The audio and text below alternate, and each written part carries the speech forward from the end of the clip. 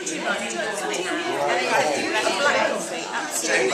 Carenza's coffee, but I'm sure she has Carenza's. Good morning, everybody. Oh gosh, you're all awake. Fantastic. The idea of archaeological field walking is literally that it's wandering across a field, but it's systematically wandering across a field, collecting, identifying, recording the archaeological finds from the ground surface where it's not obscured by vegetation. And I've looked at somewhere around about 2 million shards of pottery in that time.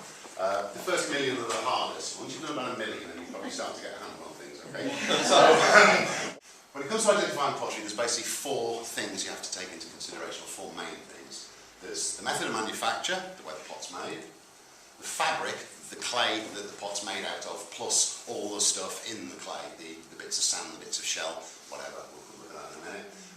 The colour, even something simple as the colour of the pot can tell you something, and then sometimes the decoration can tell you about it as well. It's not just a matter of identifying where the pot comes from, but these things can also tell you information about the age of the pot. Don't pick them up. Just don't pick them up by the rim. Cradle them like children when you pick them up. And it's obviously, you can see this, it's been strung using cutting, so it's like a knife, really. You must have some lot around you, I should think, where you are. Maybe, but... You've got a little special little hammer. Carefully, that's right. If you walk past Sales Acre where Mrs. Wallace used to live, keep that on your left and the Grange on your right, walk down the lane. People walk up and down the line, looking about a metre either side of it, but obviously you see a large lump of gold 3 metres away. I think we can stretch a point. Perfect conditions for field walking.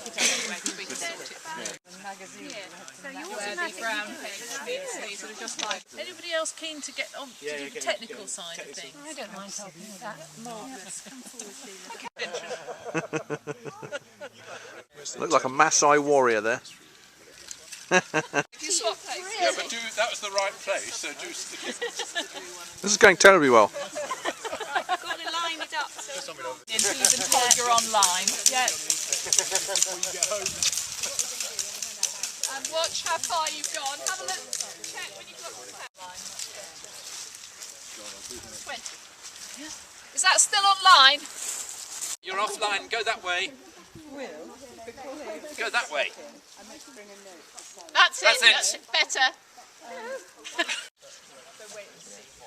Right, you need to shout really loudly if we go offline. Each of you with a bag, which will have a number on it. We're on the line here. The transect is north. Okay, right. Who's going to go first? I will. Good, thank you very much. So we take a note of who's doing it. This is not because we're going to sort of take you aside later on and, you know, give you sharp talking to.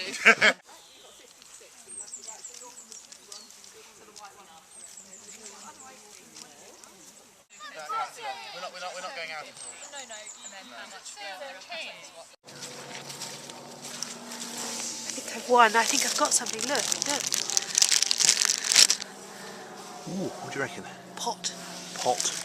Excellent. Who's filled their bag up already? Joe.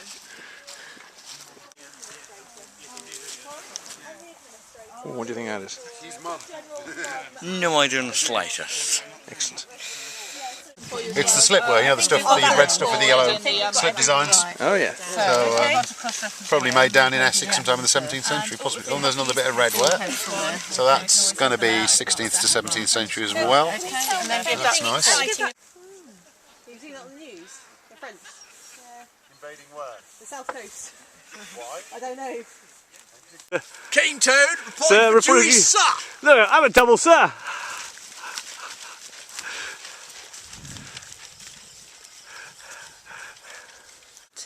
Can you just see that it's got those inclusions?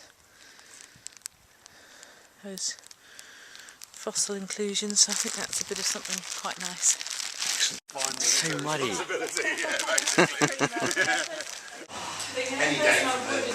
Hello everybody, I think it's a fantastic afternoon. Have you all enjoyed it? Yes. Fantastic. Cold fingers, right? In a moment I'm going to ask Paul to give us a quick sort of heads up on what it looks as if it might have come out of it, bearing in mind, of course, everything's still covered in mud at the moment. So the next stage is for you guys to wash it. Once it's dry, it can be brought over to us after all the sort of fines process and getting the report done and get the data back, and then you can start plotting it on the map. So you've got your map with that field, you'll be able to see how that pattern emerges when you actually put it on the sort of dot density thing like I showed you this morning. Are we going to be able to see the stuff that we found once it's cleaned? Yes, well what you could do, see, because it's you guys here, we're going to leave the finds here, you guys, Sarah in particular, is going to, well Sarah will be taking responsibility on this, and I suspect she will organise a session when you can get together, do the washing and have a look at it all and leave it out to dry. And if you'd like to help with that, Kate, do you like to help with that? Yeah, and then you'll be able to see what everybody's found. You need to be very organised and make sure you keep all the finds in the right place so we know it's all come from. But yes, you will get to see it again.